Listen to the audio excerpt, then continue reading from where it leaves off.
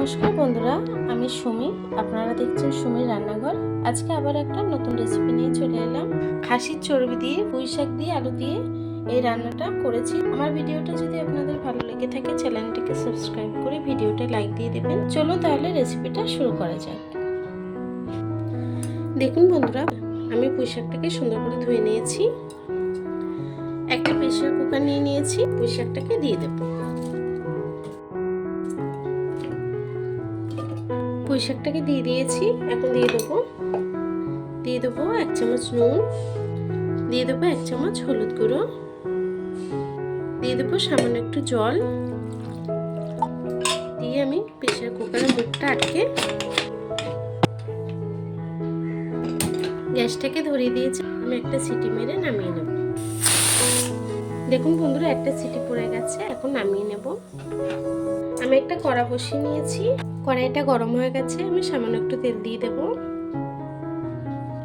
তেলটা গরম হয়ে গেছে। দিয়ে দেবো 3টে শুকনো লঙ্কা, দিয়ে দেবো 1 চামচ 5 ফোড়ন।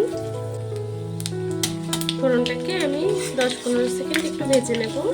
ফোড়নটা আমি 10-15 সেকেন্ড ভেজে নিয়েছি। এখন দিয়ে দেবো পেঁয়াজ কুচি। পেঁয়াজটাকে দিয়েও আমি সুন্দর করে ভেজে নেব। পেঁয়াজটা আমার ভাজা হয়ে গেছে লাল লাল করে। এখন দিয়ে দেবো 1 চামচ রসুন বাটা, দিয়ে দেবো 1 চামচ আদা বাটা। সব কিছুকে একসঙ্গে আমি কিছুক্ষণ রান্না করে নেব। আদা রসুনের কাঁচা গন্ধটা যতক্ষণ না যাচ্ছে আমি রান্না করে নেব।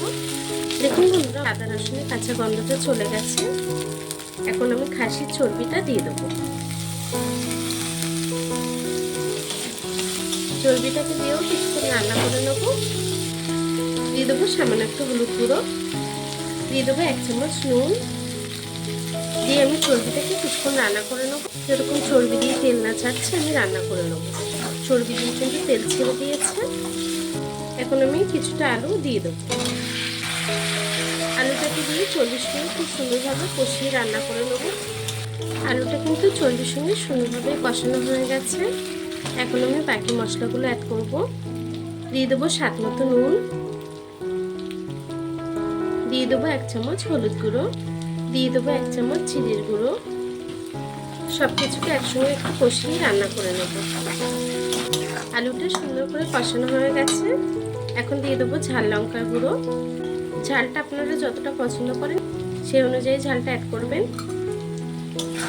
লঙ্কাটাকে দিয়েও আমি কিছুক্ষণ কষিয়ে নেব। আলুটা কিন্তু সুন্দরভাবে সেদ্ধ হয়ে গেছে। এখন আমি দিয়ে দেবো যে সিদ্ধ করে রাখা পুঁই শাকটা দিয়ে দেবো। পুঁই শাকটাকে দিয়েও কিছুক্ষণ কষিয়ে আমি রান্না করে নেব।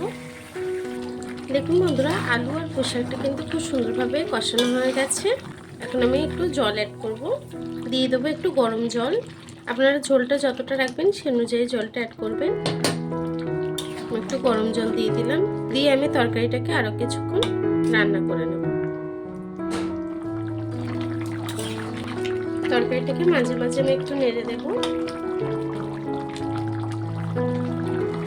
দেখুন বন্ধুরা, আমার তরকারিটা কিন্তু হয়ে গেছে। আমি একটু ঝোলঝোলে নামাবো। এখন আমি গ্যাসটাকে বন্ধ করে দেব। তরকারিটাকে এখন নামিয়ে নেব।